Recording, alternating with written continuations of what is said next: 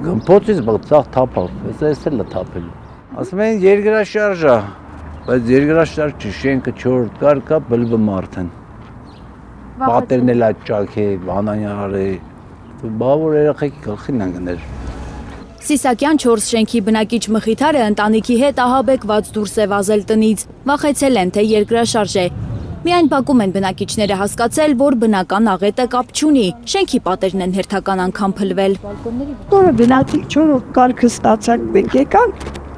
ինքնա յահույնիրիկո փլվեց։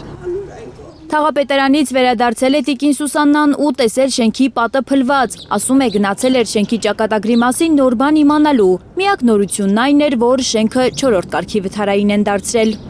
Այն անձրևի ժամանակ էր լավա, որ մարդ չի եղել, ոչ էլ մեքենա է եղել այդ օրը։ Տիկին Սուսաննան է փրկարար ծառայություն զանգել, փրկարարները եկել են, տարածքը ժապավենով առանձնացրել, բայց քարերը մոտ 1 շաբաթ նույն տեղում են։ Արես եմ մի հատ լենտը կապում են, նետում եմ, всё,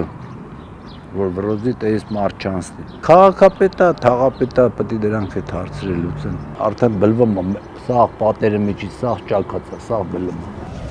Բաղնիկ Զուքարանից օգտվել չեն կարողանում այս մարդիկ, ասում են մի անզգույշ քայլ ու 5 հարկանի շենքը կարող է գլխներին փուլ գալ։ Զուքարան մտնել չի լինում, բան չի լինում, սաղ տրուբեկը ճակած, տրակած, սաղ պատվալներով ջուրը լցվում է, սաղ ենա, ֆունդամենտով ծրվել է, այն կողմից հելնես նայում ես շենքը եկել առաջ։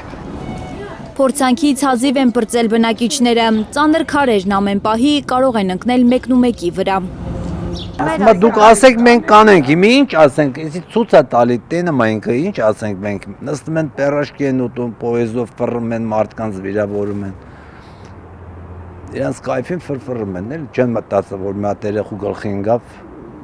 всё։ Բնակիչներն ասում են իրենց բողոքներին, անթիվ դիմումներին ու խնդրանքներին թաղապետարանն ու քաղաքապետարանն արձագանքում են միայն խոստումներով, կլուծեն հարցը։ Ես հարցեր ունեմ, բայց չգիտեմ ինչ կանեն։